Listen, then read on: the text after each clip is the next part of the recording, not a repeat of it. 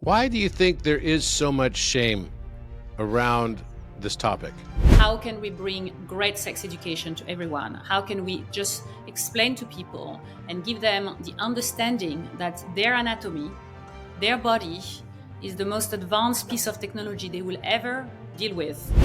So in my work, again, I use kink and BDSM and sexual play and role play as an experiential type of therapy, whereby you can reconcile with an experience by changing the ending.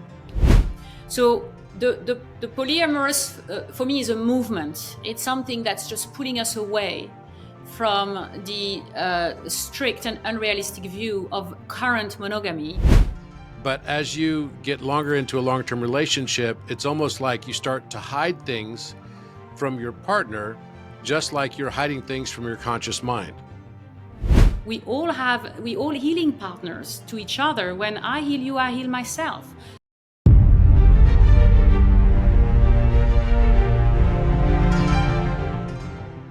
Chloe Macintosh, what Hi a there. pleasure to have you on Think Tank. I'm super excited to have this conversation and talk about some taboo stuff.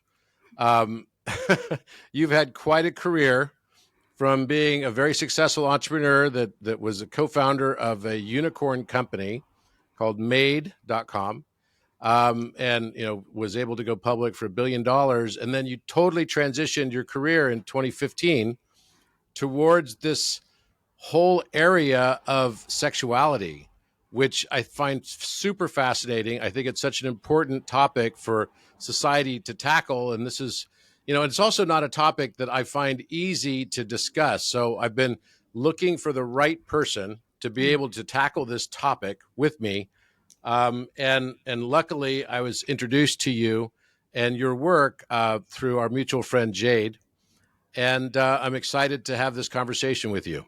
Thanks, Robert. I'm also excited. I've been following your work for a long time, and being able to bring this conversation to your platform, I think it's going to be really interesting.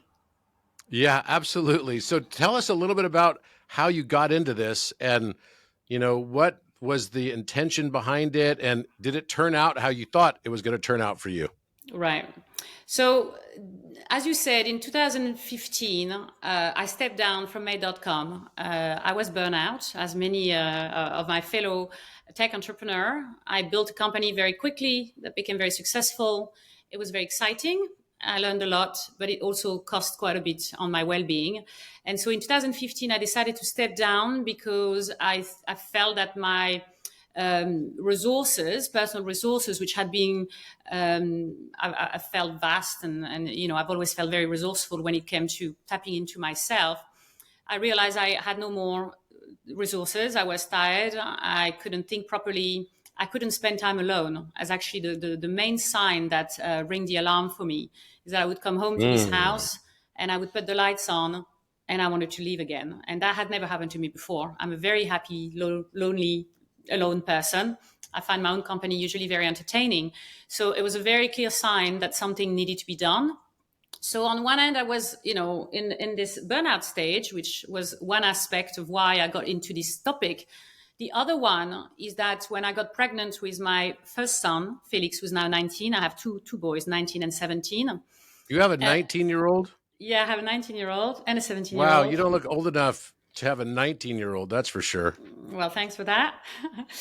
And when I got pregnant, I was confronted with the transformation of my body, and the sight of myself in the mirror just really evoked a part of myself that I had never really properly investigated, which is this voluptuous, feminine, nurturing side of myself. And at that point, I started to, for the first time in my life, ask myself questions that I had never asked myself, such as, what is my sexuality?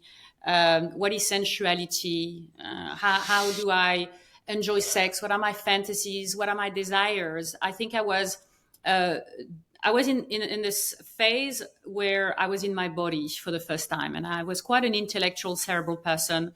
I come from Paris, and I believe that it is through my intellect that I would be successful. And so I spend a lot of time. And also I found the mind activity very entertaining and very nourishing. So I was very happy up here, doing all the thinking. So when I became pregnant, I think I dropped into my body just by the nature of the experience. And that's when I had just a strong realization that not only I didn't know much about my body, but the question had never occurred to me. And I think the first realization was, why did I never feel invited to ask myself those questions? And so from that point forward, I started a deep investigation into sexuality, into pleasure. And I started with evaluating the industry and understanding what the industry was, going from understanding the porn industry, which still today is 30% of the world's traffic. So, one of the biggest polarization of traffic is pornography. And it's not actually a topic we speak a lot about. I think pornography is probably the largest unsupervised experimentation on men and other genders. And we don't really think about it that way. I looked into the production as well as the, kind of digital aspect of that experience. I talked to big tech companies about privacy. I talked to government representatives, schools. I just wanted to understand what was the state of the conversation around sexuality.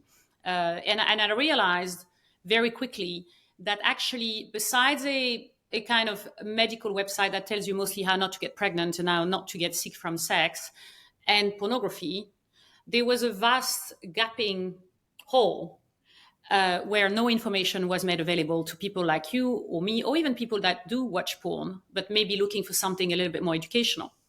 So at the time, my business hat really got stimulated. And I thought, wow, what an amazing opportunity. There is this big gap of opportunity in this field. Everyone loves sex. We talk about it all the time. It's clearly a big part of our life. And yet there is nothing interesting or disruptive happening apart from pornography. Did you know that there's a new love affair with mathematics and geometry happening all around the world today? People who once despised these subjects in high school are now finding they're falling in love with them. Do you know why? Because math without meaning is simply information, whereas math with meaning is divine communication. My courses, The Etymology of Number and The Language of Light, guide you on a journey of self-discovery, sharpening your problem solving and pattern perceiving, as well as analytical and creative thinking, and unlocking your fullest polymathic potential. And most importantly, acquainting you with the mathematical language of the universe itself. You will never see the U inverse the same again. To get started, I recommend The Etymology of Number, a 4-part series that explores the evolution of numbers and their impact on fields like physics, chemistry, music, and art. It is the embodiment of Leonardo da Vinci's encouragement to study the science of art and the art of science. Learn how to see. Realize that everything connects to everything else. My second course series, The Language of Light, is a 6-part series that builds on concepts from the first course and offers deeper insights into unified sciences, ancient wisdom, spirituality, and their relevance to today. My courses are always fun and easy to understand. They intertwine mathematics, music, art, and consciousness, and illuminate the mathematical connections that span all disciplines of science and art. Register for these 2 courses, Etymology of Number and The Language of Light, at robertedwardgrant.com under the Courses tab. And join the Robert Edward Grant community chat on Orion Messenger for lively, engaging, and innovative discourse. When I then went deeper into it, I realized that there was a lot of limitations for an entrepreneur like myself, who basically wanted to build a destinational platform for sex. So let's say the idea that for all the other parts of our life, we have a place to go and get informed. And for this part, we didn't. And then when I looked at it, I realized that on one hand, we couldn't raise money for a project like this as an entrepreneur because sex was actually considered a vice industry, which is quite an interesting semantic, detail. That is vice industry like drugs? Like drugs, gambling. And again, it wasn't porn that was marked. It was sex. Sex is the reason we're here. It's obviously not a vice. So I realized just how unlogical everything was. And I realized the size of the problem. And obviously, the other issue was acquisition. It was impossible to acquire customer on any social platform because, again, they were censoring around the topic. So you can't raise money, you can't acquire customer. There is no opportunity. And this is why this industry was not moving, and the digital opportunity was just not being exploited through new ideas, such as the one I wanted to bring to market. So I kind of continued my investigation. I made it more about me, discovering myself, meeting practitioners, learning about Tantra, learning about Taoism, realizing the amount of correlation there were in those teachings coming from different parts of the world. Taoism from China and Tantra from India, the yogic tradition. There were so many things that were the same. And a lot of it was about activating the lower pump, the pelvic floor. That's a way that we can create pressure in our body through activating these two pumps. And the idea is that the entire practice around sexuality had disappeared. We no longer looked at it as a personal practice. We looked at sexuality simply as having sex with others. And this kind of branching away from sexuality being your relationship with yourself, your knowing of yourself, and transforming this into purely having sex with other, obviously diverted completely the opportunity for us to learn about it. So on one hand, I wanted to discover, things about myself. On the other hand, I realized the market wasn't ready. So I continued my career. I became a VC. I joined the Soul House Group. I did a lot of things. And then in 2017, there was a little bit of movement. Companies in the States were starting to raise money for sexual wellness. And I thought, that's it. That's my opportunity, because now there was a sector named, as if with the tech Sexual investment. wellness, yeah. Sexual wellness became a terminology. We had the physical wellness. We had put our attention there. We moved into mental well-being. We put our attention there, and it felt like sexual wellness was the next kind of pillar that wanted to be addressed. So in a way, that's kind of a nice way to destigmatize it. Mm-hmm. It needed that. It needed a new term to allow for the bridge, which is what I recognized was happening.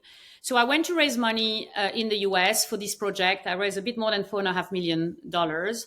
I then came back to the UK, and about 3 months after my fundraising, COVID and the first lockdown, kind of happened. And the idea and the way that I raised money was that I was going to build a platform where pleasure was used as a modality for well-being. At the second part of that story I was mentioning is when I had my burnout and I was looking for new resources to support my well-being and reboot myself, I obviously came across mindfulness, and it's something that I was very interested in.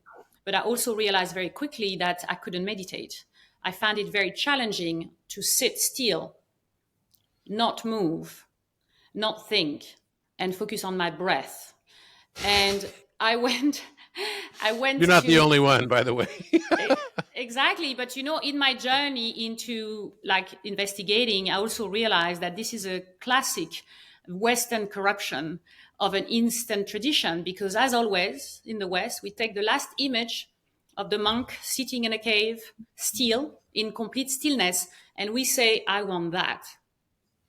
But in order for that person to be still, they've done 15 years of movement, 15 years of breath work. They've done contemplation. They've done inquiry. They've done a lot of things, which we haven't done at all. So I realized very quickly that actually this idea of meditation, as we exported it in the West, was just not really aligned with the modern world that we had created. And it was no longer adapted as literally as we were trying to do it. So I went to explore other avenues, and I met a wonderful meditator who was doing this different practice called sensorial mindfulness. And this is the idea that if you feel sensations, you are present with sensations. And therefore, it's much easier to be mindful, to be present, to be in the here and now when you have physical sensation attached to it. So my research around sexuality and pleasure as a modality for well-being kind of came together. And that's what I went to raise money for, a sexual wellness business, an application that will use pleasure as a way for you to feel happier, healthier, and built this new toolkit. When I launched the first version of Kama, which is the name of my application, I however realized very quickly that sexual wellness may have been a trend with the tech world and a trend in the industry, but most people had no idea what that was. If you go outside today and you ask people what is sexual wellness, or even if I ask you what is sexual wellness, it'll be very hard to define it. Yeah. So I realized quickly that sexual wellness was not a consumer trend. And in order to offer people this opportunity to be well through pleasure, first we needed to bring everyone to zero with sex education. So I really reframed my business, and my intent then became around how can we bring great sex education to everyone? How can we just explain to people and give them the understanding that their anatomy, their body is the most advanced piece of technology they will ever deal with. There's so much we think we want outside of ourselves, but yet this body is definitely the vehicle for the experience. And so it's by understanding the body better and reconciliating with the more holistic approach, as you were saying, but not separation, but actually the unity of things, that we can start to relearn what is the opportunity for us when it comes to sexuality, desires, pleasure, sexual energy, which is also life force energy, which is not, it's not just a sexual tool. It's also an aliveness, cultivating aliveness and healing tool for us, which has been lost. Why do you think there is so much shame around this topic? I think there is so much shame because it's a very potent part of the system, right? It's something that can drive a lot of power, and for matter of control, if we have shame and if we think we're not good enough, then we're much easier controlled, right? We get stuck in our head with different ideas that we're not good enough, that what we're doing is bad. And then suddenly we're no longer able to embrace who we are. We don't have the unconditional love. We have a series of conflicts with ourselves that gives an opportunity for control. Do you think that a big component of it is probably just generational as well? Like, passed from our parents, that maybe our parents made us feel or helped us to feel kind of ashamed about these topics because they were ashamed by their parents and then their parents before them. It's just sort of like a cultural type issue. I think it seems like it has a big rooting in that, at least.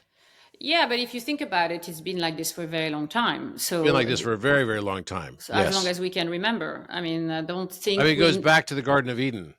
Right? Exactly, absolutely. That first realization of nudity and the right and the wrong, and now we have shame around the body, the naked body. And today, most people carry shame on the naked body. The conditioning and the script around nudity is one of the most disruptive concepts, because we are born in this suit that is, nudity, and then we desensitize the body through wearing a lot of clothing and disconnecting ourselves with the sensation.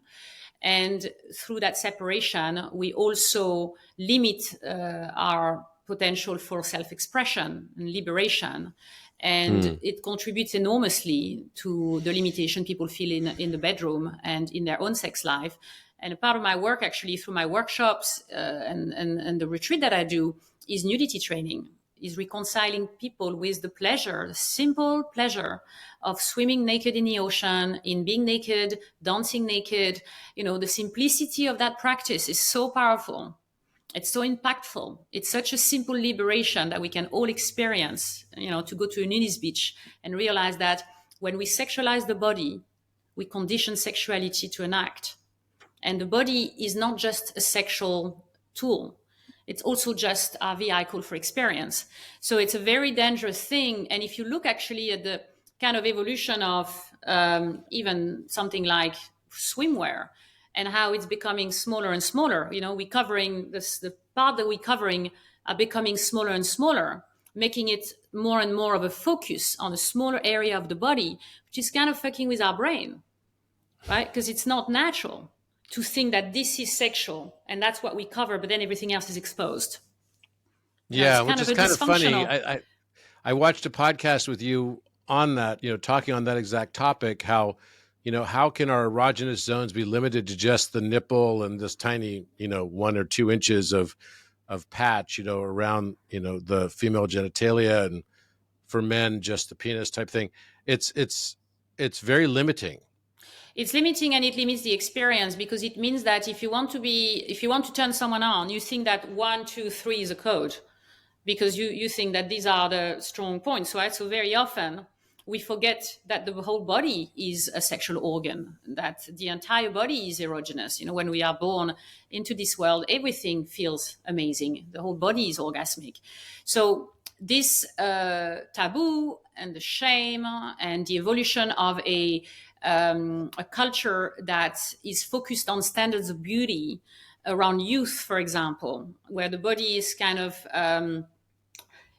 put at the center of attraction, where most of our attraction is visual. This is one of the biggest challenge I have in my work with couples and individuals, is that, especially in long-term relationships, is that because so much of the attraction has been physically led, as we evolve and age and change, there is a real challenge to find the sexual tension, because we don't learn how to create that outside of just, sexy looking and wearing certain clothes or having a certain body attitude.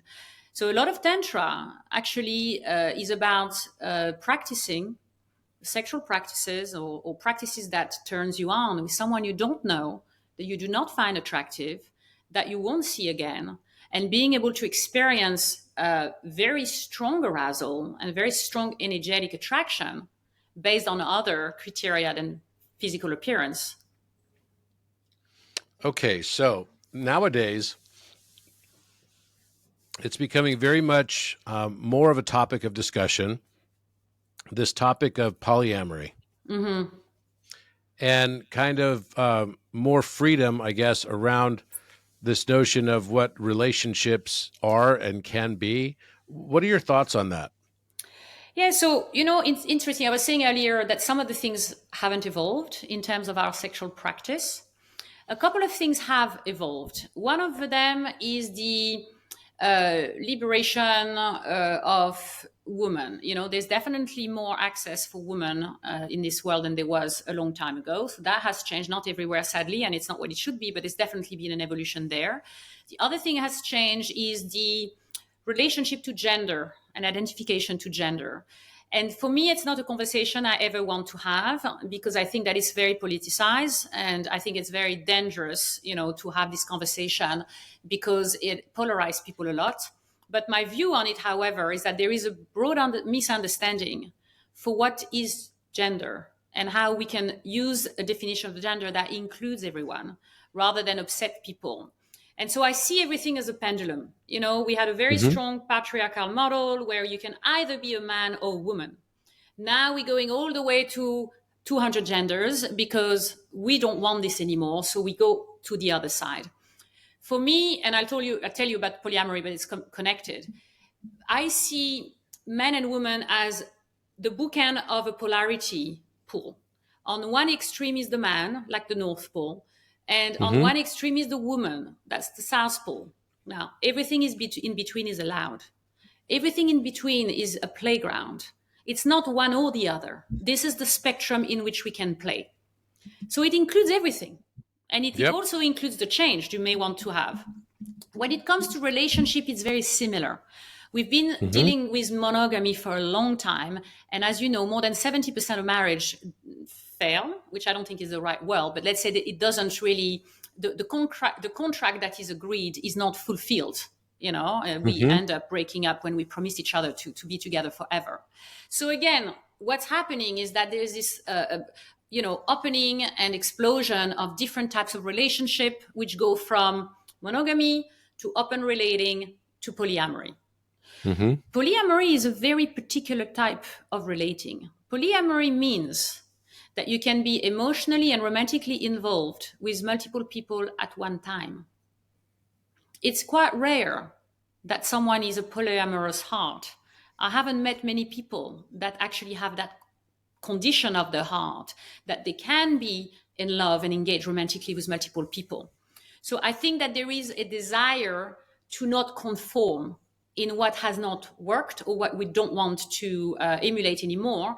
I think that open relating is a bigger opportunity for couple to look for more flexibility, more openness, and most importantly, I think is this idea that we should have relational agreement.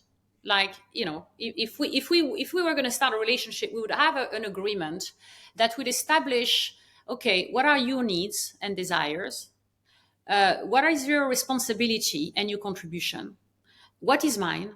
Are these matching well? You know, is what you contribute matching what I contribute? Are your desire met by some of my desires? Am I able to fulfill some of your needs? Can you fulfill some of my needs? And then every 6 months to a year or more often, we'll have to sit down and revise this and actually have that ongoing conversation.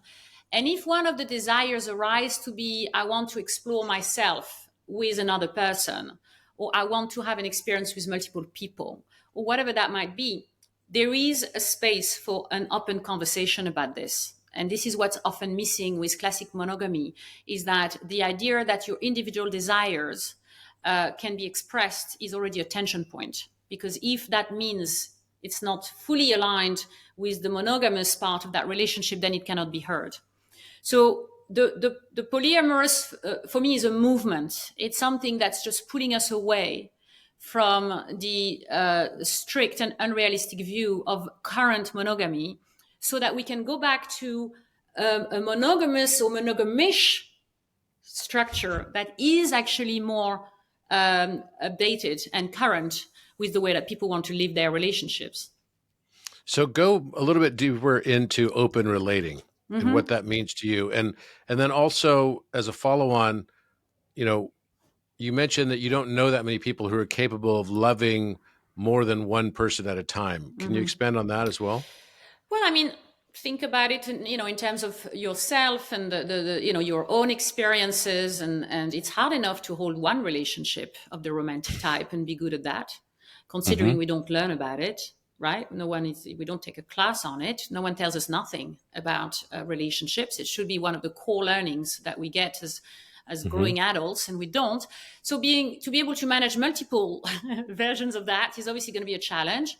I find that it's a quality of the heart. There needs to be unconditional love for oneself in order to be able to offer that. Because in order to be polyamorous, you know, you cannot have, you can have jealousy, but you need to be able to transmute it into arousal, for example, right? You need to be able to be responsible for your own desires and your own arousal. So there's interdependency, but no codependency, you know, in that type of relating. There's a lot of independence. There's a lot of freedom. There's a lot of flexibility. There's a lot of qualities that most of us, by lack of being loved properly as children, we don't have the capacity for this. I was listening to a wonderful podcast from Alan Core, who's this neuroscientist who's been researching the way that the different hemispheres of the brain are stimulated at different age. And they were looking at the fact that the right brain, the emotional brain, is actually the only hemisphere that's truly activated between the third trimester in the womb and the first 2 years. And it is in that period with that your relationship with your main caregiver is going to condition your attachment pattern as an adult in your romantic relationships. There is a strong parallel with how that happened for you and how that then will reflect into your life as an adult. And you would think that's not a very practical evolutionary feature, you know, because it's not serving us. So why is it that that particular conditioning of an early childhood is what will define our romantic relationship and our ability to love others?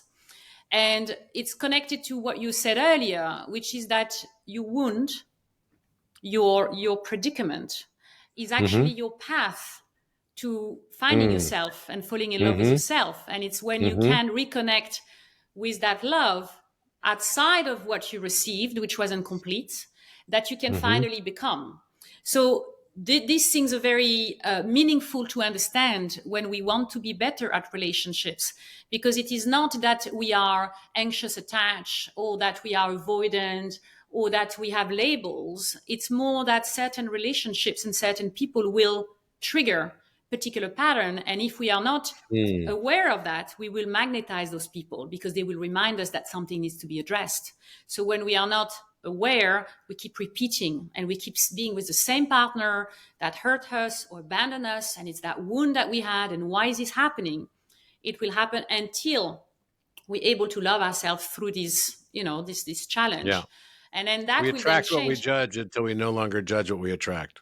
Exactly. That's what you were saying today in your post. So I think it's very much a lot of my work is around this kind of laws of attraction and understanding that so much of our experience as adults is also the prophecy that we have to, that has to reveal itself. We have to understand that our wound is our gift. This is what I found when I work with people, individual. I do this super cool protocol for 5 days where I work with one client, and we reveal that. I'm able to show them that their darkest trauma, their deepest trauma, once they reconcile with the fact that the trauma happens for you, it doesn't happen to you, and that on the other side is the uniqueness of your essence, which then becomes the gift that you bring out into the world. And that's the reconciliation of this, the difficulty that we often have, as young adults,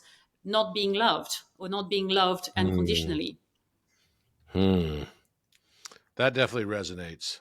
But it's interesting the connection you're making to the attachment styles, that, that's probably running juxtaposition in a way to how the, people that are relationship experts might consider it. They tend to think that, or at least the descriptions I've heard of it, that, certain attachment styles, whether you're, secure attachment or avoidant attachment or avoidant dismissive, or, that these types of styles tend to come a little bit later in life. But you're saying that there's research that now shows that the formation of it starts much earlier. The structure is already there by the time you are a toddler.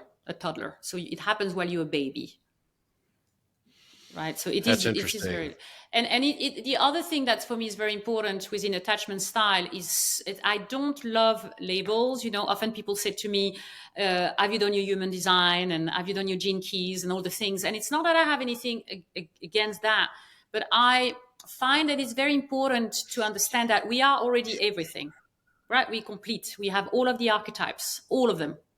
And a person can turn you into a narcissist tomorrow because they will tap into, some of your triggers in a way that you're not ready to address, or you're not. So it's not that, it's more that this early conditioning is likely to create a tendency. And because you will magnetize your wound until you finally reconcile with it, it will feel like that's who you are. But having gone through the different, versions of myself, and having done so much investigation, I also now have realized that we can heal from this. And this is where sexuality and the work that I do, and putting a real focus on that part of our life, can be such a transformative tool, not just for pleasure and sex, but also for a relational health and the potential in relationships, which is so important for us. No, that what you're saying now really makes a lot of sense, because I think there's a lot of people that would say that, their whole lives they may have been avoidant dismissive types, but then they end up meeting this one person who turns them into avoidant anxious type. Exactly. Happens all the time. Happens all the time. Mm-hmm. Yeah, absolutely. So it's like they have a certain trigger, and so there's another aspect that is being brought to. I tend to believe that all relationships are there for the purpose of bringing us a mirror of our own consciousness. Yes, absolutely. And that we can identify the things that we don't know that we are through our judgments. Absolutely. And this is actually the approach that I take in my retreat. I do retreat in Ibiza that are 14 to 20 people. And I put the call out there. So I don't select the people initially. I get anyone who sees it and feels called to fill in the form. And then I have these interviews with each participant. And my goal is to select the mirrors that will all reflect at each other person something super valuable about them. So I go very broad in age. I do 20s, 30s, 40s, 50s. I go very broad in cultural background. I go very broad in typology, physical typology, because this is the experience. You know, when you spend a week around these mirrors and you go through these practices, the speed and value of those reflections, especially within the collective benefit. You know, as you know, collective healing is such a big part of healing that has kind of disappeared really from our modern psychology, which is so individualist. All psychology has become such an individual, my trauma, my healing, my therapist, which completely denies the potential of the collective, which is why AA, for example, has been such a successful therapeutic modality. Because when you are in front of a group, you actualize in your change. You witness in the change you become in that moment, you know. So exactly what you're saying, if we could be in front of mirrors, people in a safe space, and that's often what doesn't happen in our life, is that we're confronted to mirrors, but that's not safe. We're not in a safe space. And as a result, it turns into triggers and reaction, and it's hard for us to deal with. But when we have a certain amount of guidelines and in agreement within the group, and we are here to support each other and love each other through the process, the acceleration in the way that people can deal with these blockages and things that has been with them for such a long time can be accelerated, you know, thanks to this mirror kind of therapy in a sense. It's so interesting. It's making me think about, you know, why people are into things like, you know, BDSM.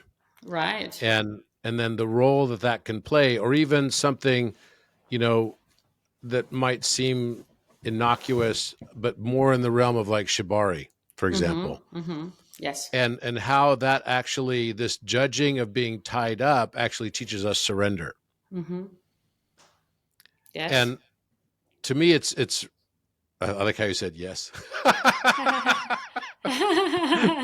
So far, I agree. I have a lot to say about this topic, so I'm waiting for your question. So please go right ahead. No, because I think because of the taboo and the shame, you know, today what's considered a kink is simply what's not normalized by society, which does not a lot of it is normal sexually in our society. And you know, as soon as you do something a little bit different. By the way, I think you could get away with saying a lot of things because of your accent that like nobody else could get away with. Thank But you. So keep I'm going. going to do that. I'm going to do that. So one of the very, you know, I mean, it's a very strong part of my work is to understand the arousal landscape, the arousal system. What turns us on and why? You know, what is it that turns the system on and get that energy moving? And very often, the arousal cues, which is the very thing that will always turn you on, the things that if they are present, you get into that state of high arousal, is again conditioned by your early childhood. And in my workshop, I do a very, it's a very potent work that I you know, that requires a lot of space holding, because in these experiences, people often have a sort of realization then some of their sexual preferences, maybe some of their kink, of some of the things that they think make them weird or not normal. You know, the most common question I get is, I think about this when I have sex, so I want to do this. Am I normal? Right? Most common question. Very often is a very broadly shared concept amongst a lot of people, you know, on a statistical level. So it's the understanding that because we're not conscious about sexuality, we are creating those kinks, whether or not we want to have them. And so I'll give you an example. One of the exercises that I do is guide people through a form of question reflection, which basically asks them to reflect on their early childhood and think about a few things, such as, how was nudity experience for you as a child? So you could think about it, you know, for yourself. Were you comfortable being naked at home? Did you see your parents naked? Was there ever a reflection or comments on your body? Did you feel invited to touch yourself? What was your introduction to masturbation? Was there shame associated to that? Did you have to hide? Was sexuality a conversation? Did you see your parents being intimate? Did you ever surprise your parents having sex, or anyone in your family? And that's the first kind of exercise. What's the context of how sexuality actually was first experienced for you? And we're talking about like 0 to 7, 8, 10-year-old. So a young person before puberty. And then the next set of questions would be, how was sexual energy experienced for you? I.e., the first time you felt pleasure, was it accompanied with excitement, anticipation? Was there guilt? When was the first time that you witnessed sexual energy in other people? Or every time sexual energy is experienced either in your own body or in someone else's, when you witness it, you also have a transmission, because sexual energy is a transmission like all energies, which means that if you look at people having sex, you get turned on. You're not in that, but you do. So as a young person growing up, if you are exposed to any form of sexual activity, it's very likely your body is going to go into process, right? Process of arousal.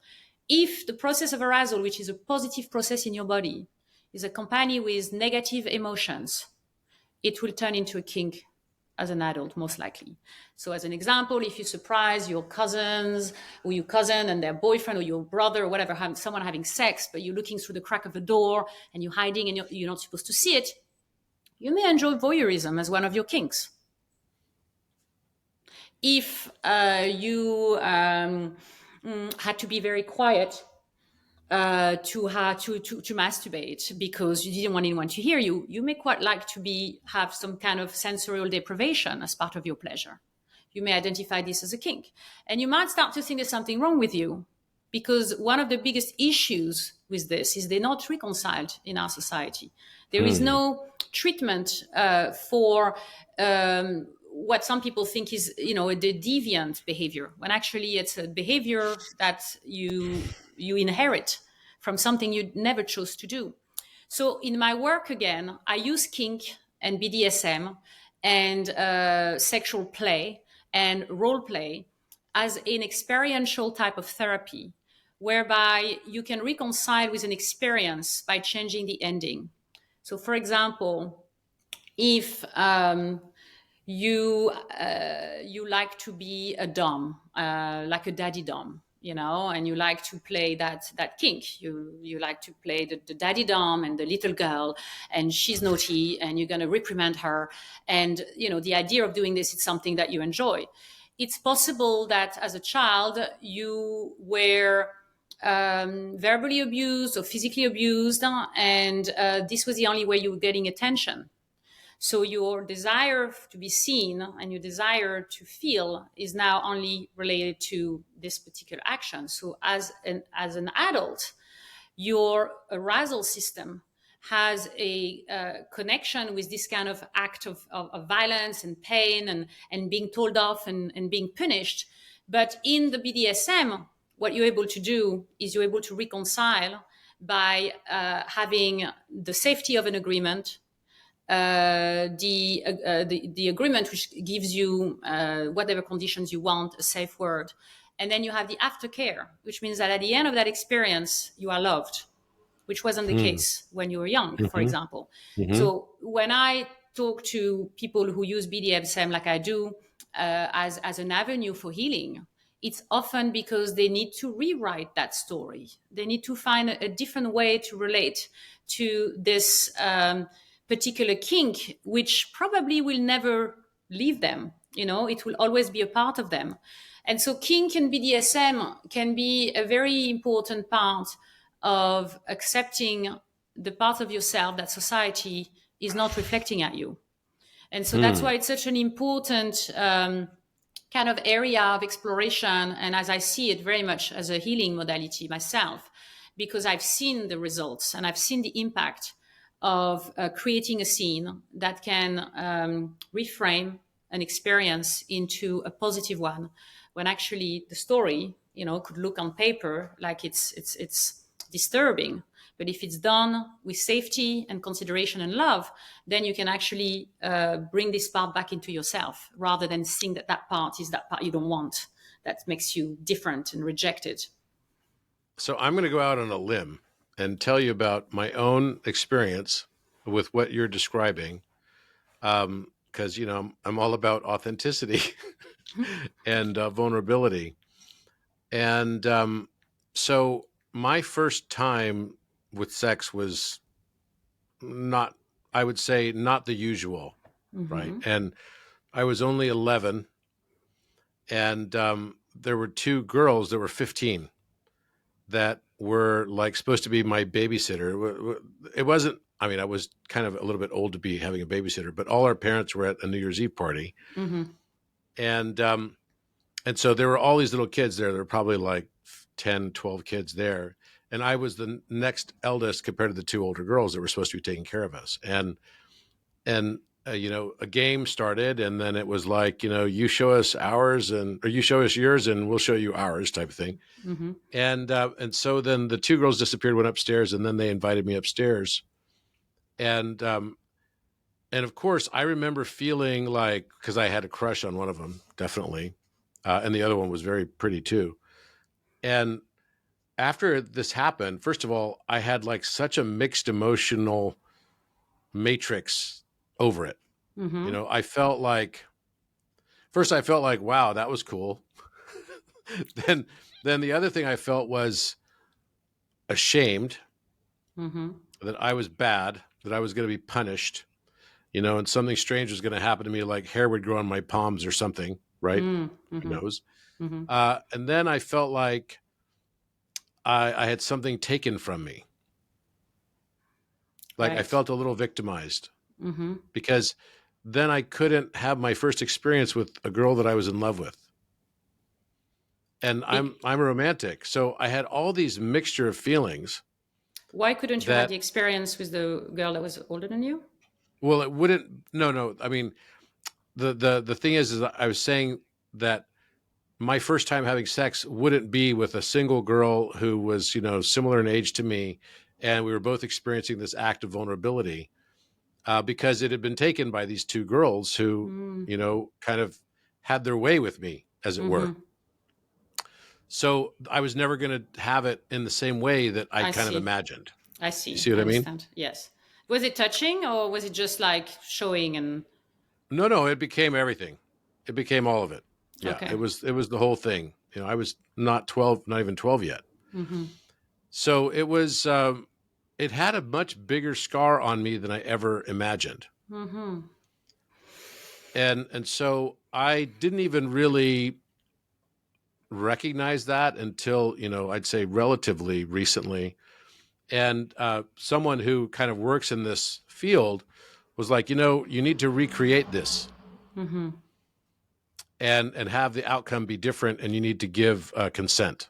And I have to say, and while we didn't have it wasn't like a full sex act type of thing, the whole thing was reenacted.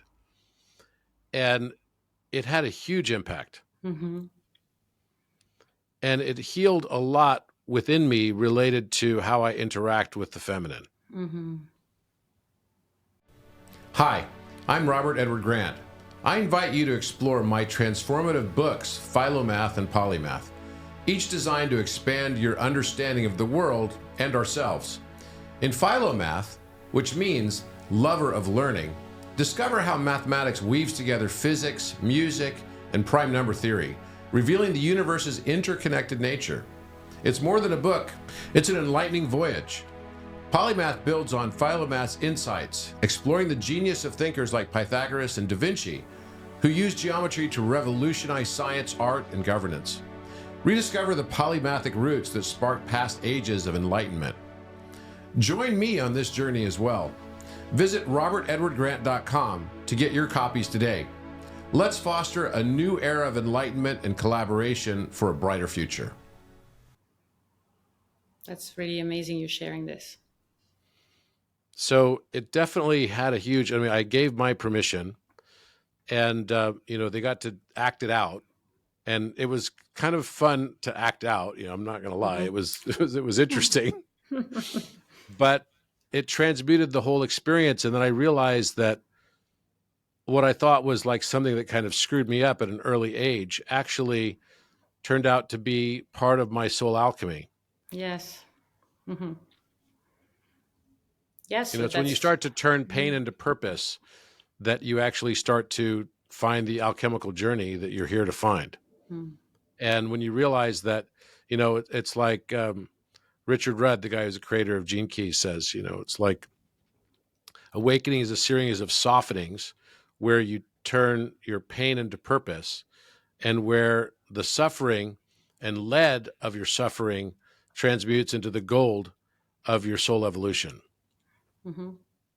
And that's what I felt about with this. It definitely changed a lot my view of the feminine and my interactivity with the feminine. Right. Yes. And it's interesting you saying that this is something that obviously came up to your awareness as a potential idea of recreating this, obviously quite recently. Mm-hmm. Because again, there is a wonderful book I think you will enjoy reading called The Erotic Mind. And it actually is where I got all of this understanding, and how I realized also same thing. Something happened to me when I was young with my father. And when I read the book, I realized that my entire arousal system was actually programmed based on that experience, but I had never correlated the two. So it was a Mm. really big emotional moment, for me to realize why I wanted things to be that way in a sexual experience that I had never understood before. And so, because we don't get exposed to this concept, and because BDSM and kink is still considered to be some kind of deviant activity, and it's not yet really central to even the healing, holistic healing does not yet really include this. I think it's wonderful that someone mentioned it to you, because I've seen some of the fastest and most positive results with this approach of creating the Really? scene and changing the ending. For me, I did it once, my scene, like you. I recreated the scene. And I've lived my whole life with the shadow of that memory every time I would be in a sexual experience. And by creating purposely, intentionally, and inviting that energy back into a stage experience, that memory disappeared forever, and it never came after that, which is something that takes like years and years and years of psychotherapy. And goes back to one of my main area of focus and interest, which is the idea that trauma isn't psychoanalytic. Trauma is bioenergetics. It's something that is in the body. It's something that needs to be relived as an experience so that the nervous system can release what it's been Mm-hmm. holding to protect you. And unless you have the safety of a container, of the scene you're creating, of the goodness of the people you're doing it with, the nervous system won't let go. And you will basically be holding on to this blockage for forever after. A lot of people, sexual trauma is such a prevalent issue in our society that is so rarely discussed and so rarely addressed. And by sexual trauma, what happened to you, what happened to me, it's not just the classic case that we think about very often. It's a child a little bit older than you. It's that, Mm-hmm. and it still has the impact because, as you say, the sentiment that something was taken from you, Mm-hmm. and that's what you need to bring back, so that you can feel in unity with yourself, that piece that was taken Mm-hmm. from you. So a lot of the Mm-hmm. time, the sexual, the conditioning of a sexuality, our pleasure, and our ability to fully surrender is held back by early childhood experiences that are not even identified as trauma until we look at it under this lens and simply Mm-hmm. look at it as, was there something, whether a disconnect between an arousal, physical arousal happening in your body, and a mix of negative emotions such as shame, guilt, the sentiment that you're going to get punished, that something bad's going to happen to you, right? So your mind has a negative thought, your body has a positive experience. That's when the energy can't flow. And that's when the trauma starts, positioning itself in the kind of the somatic, in the fascia system, which is where this all these energetic blockages kind of sit. Interesting. Okay. So, what do you think also about this whole practice of, speaking of the fascia, Mm. of like these long massage journeys that are meant to sort of work through the fascia and to take the traumas that have been stored in the body Dearmoring? out of the body? Yeah. Do you mean dearmoring? Hmm. Dearmoring is incredible. It's the practice of releasing trauma from the body. It's I don't know if you've ever experienced it. Me, I I have probably had. not. No. Okay, Mm-mm. I think I may have had thousands of hours of dearmoring on my body. It was my main practice for many years, and dearmoring isn't just a sexual thing. When you get upset and someone says something derogatory or you get insulted, your body is going to retain attention. And because we don't shake, we don't address the idea that the body is where the trauma is kept. And I think there's a lot of different views around trauma and the definition of trauma. And in my field there's always a lot of clash with the way that we talk about trauma and where it is. But what I have seen and experienced is that if something is blocked or something isn't able to flow in one point in time, the body is going to create an armor. So an armor could be gaze is an armor. If I look at your genitals with a bad face, you will feel it. It will leave an imprint in your body, and I haven't even touched you. If we have interaction with the body that are painful, the body naturally is going to build an armor. When you wear a shoe that's too small, the body creates a barrier Yeah. through a Alice. callus. Hmm. If you get bored after 10 minutes of sex, that's an armor. You don't have enough sensations. The numbness becomes the boredom, right? So again, one of the exercise would be to feel yourself everywhere, for men and women, internally, externally, the genital, the anus, the vagina. Investigate where you feel pain, where you feel numbness, where you feel stinginess, where you feel disgust, where you feel shame, where you feel all these different emotions, because under these layers of armor is pleasure waiting for you, because the entire body is pleasure. So one of the big practice of the sexual path is the identification of those physical blocks, this physical armor. And the story is often unimportant. I work with a lot of sexual healer, sexologist, body worker, who don't have a conversation to you about your trauma. They don't care about the story. They're going to use their hands, find the tension, guide you through a breathing practice where you're breathing to the point and you tell the body, it's okay. I don't need this armor. You're transforming the tissue, you're repatterning the tissue with new information through the armoring. And this is done point by point, right? So it's a long process, and you can do it on your cranial, you can do it on your body, you can do it around the heart. There's a lot of armor around the heart, and you can do it in the genitals. So I think it's something that everyone should do. It doesn't have to be very long. Me, I would do 10 minutes of dearmoring on myself every day. I just find a place that doesn't seem to feel a lot. I have a lot of practices on my app, which I call resensitization rather than dearmoring, because I think it's a little bit more approachable, and it's kind of what it is. And I think that you can increase your orgasmic potential. You can increase your ability to receive. You can increase your capacity to surrender through doing the armoring practices. And they don't have to be done by someone. You can actually do this on yourself very successfully. Interesting. Okay. So let's go back for a moment to what you were talking about related to open relating. Mm-hmm. And so I guess this would be the practice where you're open to exploring other sexual experiences with another partner or with multiple partners, but you're only going to keep the container of your romantic love with your primary partner.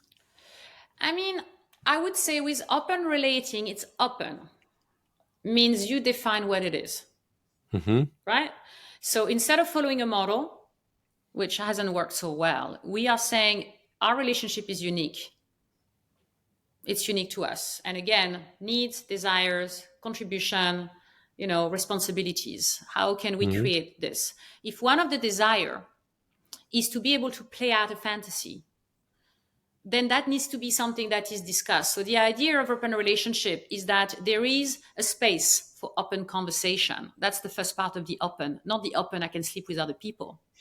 The open that I can actually Right. share my Mhm. desire without the other person get triggered or feeling rejected. So it's really this evolution, which is very hard to get to as individuals, that when someone says no, it's nothing to do with you. It's to do with them. Or when someone says, I want this, it's nothing to do with you. And that's very hard for us to reconcile with. It requires quite a lot of, it needs required to be quite evolved in relationship, already to be able to do that. A lot of people are not interested in this idea. A lot of people are very happy with having a single partner, at least for a period of time, and then maybe they have another one, or they can stay with one partner. But I see that more and more we want to be in a sacred union. We want to go deep with one partner, but the restrictions of what we've been exposed is just not it's just not enough for us to feel actualized.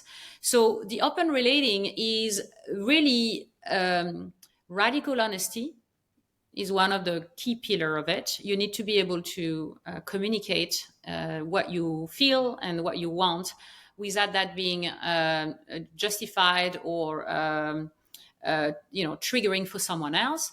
And there needs to be an ability to transmute your fears, your pains, your jealousy. You need to have tools, because in the open relating, there is interdependency, but no codependency as much as possible. So the idea is that I'm here to support you. I'm your healing partner. As partners, we're here to support each other. I should help you co-regulate. I should help you feel healthy and be the person with who you can be most of yourself. But I'm also responsible for my desires, and I'm responsible for my arousal, and I'm responsible for my pleasure. Yesterday, I gave a talk here in London, and this lady came to me after the talk, and she said, "Oh, I've been married for 15 years, and my obviously men have needs, and I understand that they need to have sex." And I'm like, "That's not your responsibility."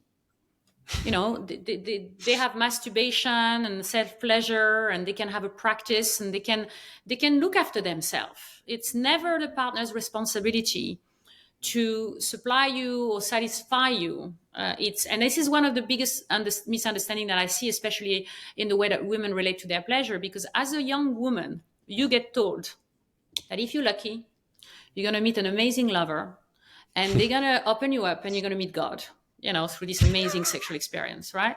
So you just kind of wait for that to happen, and instead of taking responsibility, investigating yourself, self-pleasuring, using different ways that you can open yourself up and connect with yourself and make sexuality your relationship with yourself first, so that you can express your desires and guide your partners towards what you want. You expect someone else to kind of double guess, where is it that it feels good, which also takes a lot away from the partner, who then is, we then complain they are performative, and but of course, because they're not also able to look after their own pleasure in the act of sex, because that responsibility isn't been established.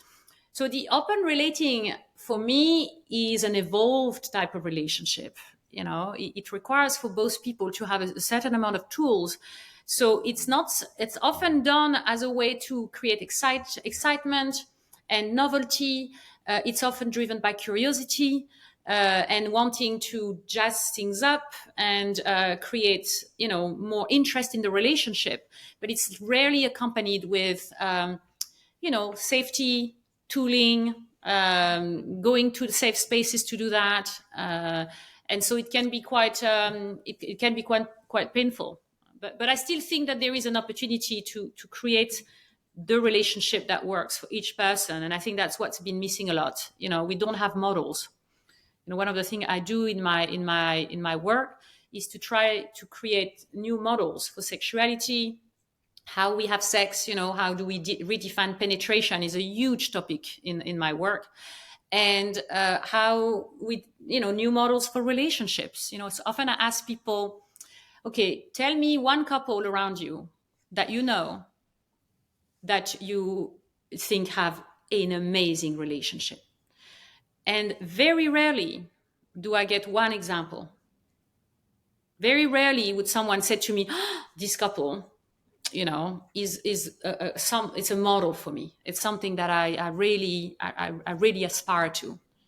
Right. So it's very difficult to find these models actualized in our own communities, which makes it harder, to kind of find it for ourselves, because we are not, we're not reflecting this at each other. Wow. Okay. I can imagine that you're right. And I think one of the things that does happen with longer term relationships is it becomes an extension of our persona. In that, what is the persona? The persona is the sum total of all the things that we've decided that we are not, and then projecting that in the world around us and judging that. And then what's left over is what we ascribe our affiliation towards. So it's like we spend so much time deciding what we are not that we kind of forget who we are in a way. And what happens with longer term relationships is that, in the beginning, you could be very, very honest. And especially with things like, affairs and such, and flings, the big kind of attraction for a lot of people toward it is that you could be so honest and you can explore your dark aspects, and they're also doing the same thing as you. So you're exploring their dark aspects, and they're accepting it, and they're accepting you. But as you get longer into a long-term relationship, it's almost like you start to hide things from your partner, just like you're hiding things from your conscious mind. Mm-hmm. We hide. That's the whole nature of our reality. We hide our dark aspects from our conscious mind every day. Mm-hmm. That's the nature of the separation between the conscious mind and the subconscious, or the shadow and the persona. But do you And think we do this in our relationships all the time. And so that's where you start to see a real breakdown in the relationship strength and depth. Mm-hmm. Because you're now no longer honest. You're now treating them just like you do your conscious mind. But do you think it's hiding, or it's unconsciously done? Because hiding would be an actual, it would be a decision to hide. Is it? I Is it think just? sometimes it's done in the conscious mind, but I think very often it's done unconsciously. Mm-hmm. It's like you just you don't want them to see you in a negative light. And so therefore you start hiding the things that you think at a subconscious level might put you in a negative light. But don't you? I mean, my experience is this often starts very early in relationships, that we struggle, especially at the beginning, when we want to create the interest. We want to show the best It version of depends on the ourselves. nature of the relationship. Mm-hmm. If it's an affair, right? Then as an affair, it could take quite a while before it becomes that. So let's say you're just like, hooking up with someone, right? And it's kind of a fling in the beginning, and Mm-hmm. you don't intend that to be something more than that. This type of relationship has the potential to be very, very honest. Oh, I see what you mean. Yes. As soon as you start thinking that, oh, there's going to be a longer term relationship there, Okay, so that's that's when the quite hiding short. begins. Right, right. Yes, I mean, I definitely see that, but I do think that the relating to the relationship is, as you said, just a reflection of how much I have awareness for myself, right? Because my relationship that I have now is radically honest. It's the premise of it. There's absolutely nothing I'm not saying. I mean, I don't have to say everything, but I do not change anything between what I think and what I say. If I'm going to say something, I'm saying it as it is. And it's the first time in my life that I've experienced this, and it was something that started, it started that way. The intention was to be able to have this radical honesty as the experience of myself, which I never had before, because I'm myself and I'm on my own. But then in relationship, I would somewhat edit a little bit. I would feel concerned about if what I say is misunderstood. It will lead to conflict. I would not want the other person to feel rejected. I would put myself in a better light. And this is not. It's not manipulation, or I don't think it's something that is dishonest. I think it's just something that we do naturally until we realize that it does not serve us, because then my experience of myself in the relationship is not myself. Yeah. Yeah. Yeah. Absolutely. So let's say that you went to a New Year's Eve party, right? You're at a New Year's Eve party. You meet someone that you have an instant connection with, Mm-hmm. right? If you're in an open relating relationship, then what would you do? Let's say you felt this connection and you wanted to explore this connection. So yeah, it depends the agreement you have with your primary partner, sometimes called primary, even that can be an issue sometimes, but let's say your partner, because you could have an agreement where you are permitted to follow your flow. You know, you meet someone, maybe you are permitted to flirt and kiss, but maybe not to have sex in that first encounter. Or maybe you are permitted to engage, but not to act until you had the conversation with your partner, shared how you feel, made them part of it, so that they can feel into the potential arousal that they then feel like, oh, okay, this is going to happen. It's going to be exciting for her. So now it's going to be exciting for me. I don't know if you're familiar with compersion. Compersion is probably No. the highest emotion in relationship. And it's this idea that if you have pleasure, I have pleasure. That's it. And compersion is quite an important quality when you are in an open relating or polyamorous relationship, because you need to enjoy that the other person is doing something for themselves. And again, it's nothing to do with you. If anything, it's enhancing your connection. It's enhancing, the potential, because you're having this access to their full expression as a person. So the agreement is there to create safety and structure around something like this, meeting someone at a Mm-hmm. party. Okay, what happens? So there's no rule apart from this. And actually, I wouldn't say rule, but there is no guidelines besides the one that you've agreed. And then the safety of that relationship will align with how true you are to this agreement, how in your heart you are really responding to this agreement with authenticity. And therefore, you're not doing something and saying something else. You may be very honest with that other person, sharing your situation as part of the agreement, So it's something that needs to be crafted between partners. And so, how would you, like, for someone who you would be helping as a client, how would you craft? Let's assume you've already crafted the container for these Mm-hmm. types of discussions, right? And let's assume then you've got agreement on what those general things are, and you come to the point where you want to experience a sexual encounter with this other person. How would you best approach that conversation without triggering the negative aspects, the cascade of negative, responses that you might elicit in a normal situation, which would be jealousy, envy, a feeling of this is not equal, it's not fair, Mm-hmm. right? Somehow, some way, like non-equanimity, I guess. How would you approach this?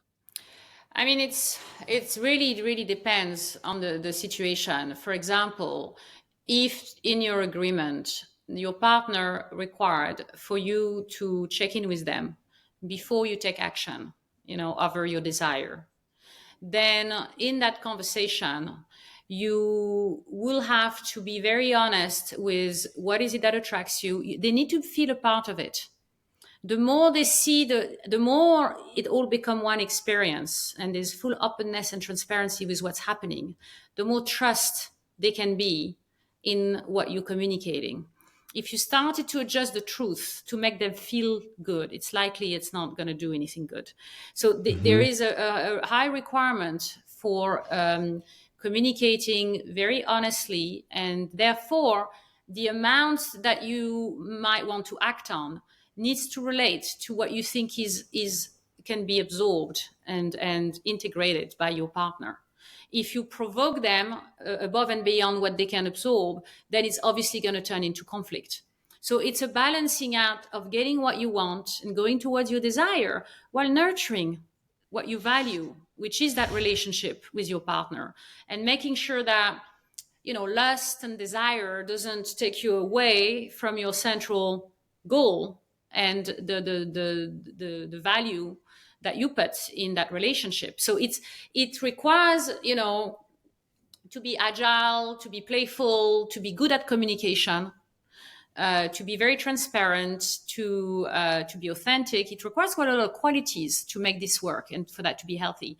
Now, if the partner is jealous and not reacting well, then it could be that you agree to engage less at this stage, to slow down the process, because it won't work if you're crossing their boundary.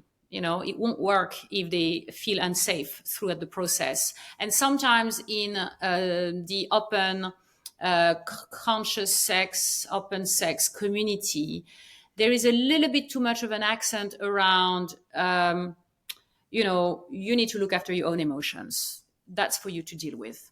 I don't agree with that. When you are in partnership with someone, there is this interdependent, interpersonal care where, yes, it's your emotion, yes, it's your jealousy, yes, it's something you're holding on to, but I need to help you deal with this. And if it becomes so much of a block, and if it's in the way of you being expressed, then there needs to be a conversation that maybe the relationship isn't serving its purpose. But I do think that it's very important to be kind, and understanding in those delicate experiences, because I have the experience, with open relating, that when we do it well, it can be quite a fantastic experience, for all the people involved. It's possible to do it, but it's not something that's easy. And I don't think there is a recipe for it. So how do you think that these types of interactions are going to evolve over the next 50 years as we kind of go into a new Earth world, right? How is relationships as a concept, how will it likely change, in your opinion? So what I see is changing positively is the internal work that we're doing. I grew up where the only modality for healing was talk therapy, pretty much. No one would talk about anything else. And talk therapy is very limited and limiting, right? So as I see this new, the somatic therapy, the collective therapy, all of these different modalities of healing, I also see us just becoming better at relationship as we become better, as in our relationship with ourselves. And so that's something that's naturally evolving, I would say, positively.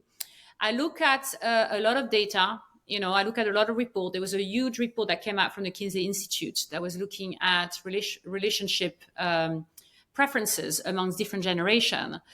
And on one end, when it comes to sexual satisfaction, the age group that's always on top is 50 plus. That's important to know. And There's hope. Yeah, yeah, for you and I, exactly. And I think that's kind of normal. Wait, you're not over 50. I'm 50 in a month. Shut up. Yeah. Wow, you're the youngest 50 I've ever seen. Thank you. It must be the pleasure. That's incredible. Practice. Wow. Thank you. Thanks. It's your pleasure practice. Okay, well, now all of a sudden everyone's going to be like, wait a minute. So through my pleasure practice, I can look like I'm 35 at 50? But I think there is something there, because as we say, pleasure, sexual energy is also life force energy. When there's two ways the energy can go, right? The energy can go down. I call it more leaking, and that is typically the ejaculatory orgasm, the clitoral orgasm. You feel turned on, you feel the itch, you want to kind of get rid of it, right? And then there is the other way, which is what you were talking about earlier with this practice, where you actually bring that energy up. Mm-hmm. Now, that's when that energy is start feeding into your organs and taking all the benefits of that. And, sexual energy is the only energy we can actually create. Orion is unique. No algorithms, no propaganda, and no exploitation. Just end-to-end quantum secure data. Messages, groups, and shared media behind a wall of next-generation encryption. And we're not creating it because it's been repressed. We're probably the only, species that's ever existed on this earth that's purposely repressed its life force. That's us, human beings, disconnected completely from the source, because that energy is also what connects us to the idea that we are one. That's when you start having those experiences. So with this individualist and culture of separation and repression of sexual energy, we are not healthy. We're not helping ourselves, right? So there's definitely something there. And what were you asking me? Now I was talking about age. Oh yes, and the interesting thing was that the age group that actually was most in favor of monogamy is the younger generation, the under 20s. Because I think life is becoming very uncertain. The world is kind of going to go into apocalypse as far as we can see what's going on. There's the rise of AI. There's this things coming from the sky. Quantum physics is coming to an important flex point.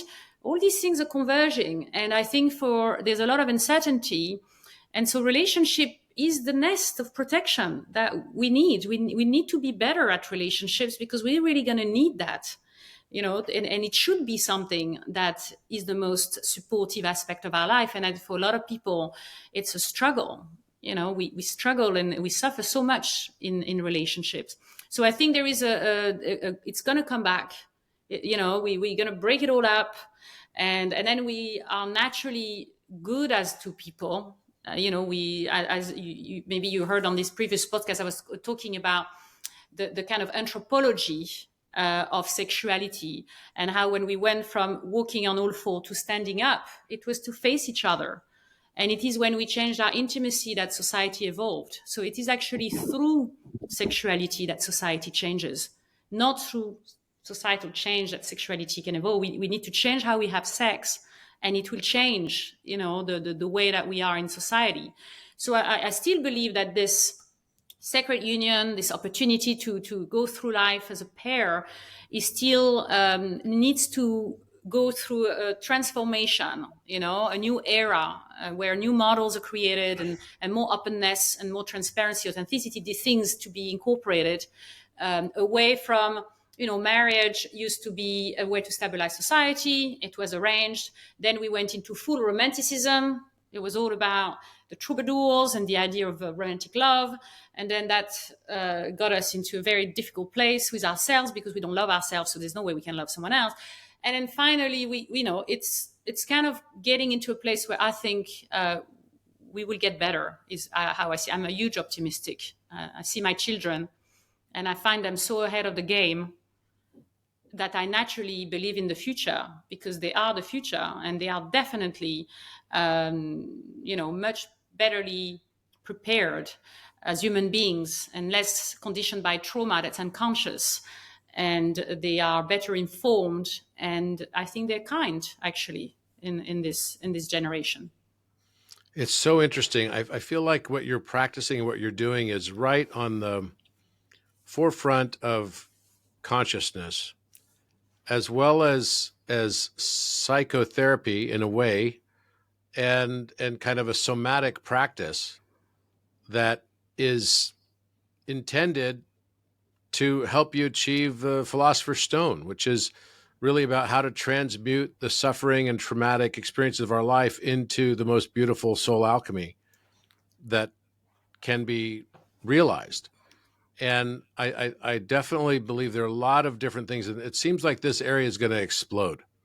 Like, I feel like, I was laughing with you earlier before we started the podcast. It's like everybody I met in Ibiza had the most bizarre job title of any place I've ever been in my life. It's like, how could this be the market here for everything? It's like, first of all, the world is so full of coaches now. It's like there's more coaches than people. And so it's like more hedge funds than publicly listed companies, right? It's kind of the same type of concept. But nowadays, there's all these jobs that didn't even exist when I was in high school that you could go after, from sound healing to somatic therapies to Reiki to, literally all these things just didn't even exist. And now we were even talking about someone who is like a mermaid specialist. And I'm like, who's the market for the mermaid specialist? You are. I guess I am. Hey, it's like, don't you have a mermaid specialist? Come on. It's like, if you don't have a mermaid specialist, are you even awakening? Well, I mean, about coaches. I think that the coaching role is actually a key to us actualizing, because a coach is at the same level as you. He's not a teacher. He's not a Hmm. master, right? By being like you heal each other, right? And so I see myself much more in this place where, as we said earlier, your predicament, your trauma, what's most challenging, will eventually reveal your gift. And that gift is what you bring out into the world, what you share with others. Mine would be what I'm doing with sexuality. Someone else will find that the sound is where they find the most attuned and giving to others. And I think that we've lost this culture where we all have a gift to share. We all healing partners to each other. When I heal you, I heal myself. When I do what I do with my clients, I transform and learn so much that it makes my work so rewarding. And I don't see myself ever in a hierarchy. I just know that that person will reveal their gift to me as we do this work. So I love the fact that everyone is reinventing what it means to have a job, and more of that job is about what they truly have to offer, that's unique to them, that is true for them, that they had to go through their journey to find it, and then it gets revealed, and then it becomes the very magic that makes them unique. And so Ibiza is a pool. It attracts so many people who want to experiment, and we have amazing fun workshop session and lots of different jamming. We gift jam, everyone is sharing what they're doing, and it's quite, it's a fun experimental space where we finally allowed to broaden the meaning of what a job is, and finally embracing that we are here to find our gifts. This is what I tell my children: find your bliss, find your gift, and do everything you can to express that, to be in it. Don't get distracted, because at the end, this is where we find that we are the most complete. It's been my experience. Absolutely. Well, how do our viewers find more about your work and about your app and all of that stuff that you mentioned? Thank you. So the easiest way is probably on the Instagram first, which is kama.lab.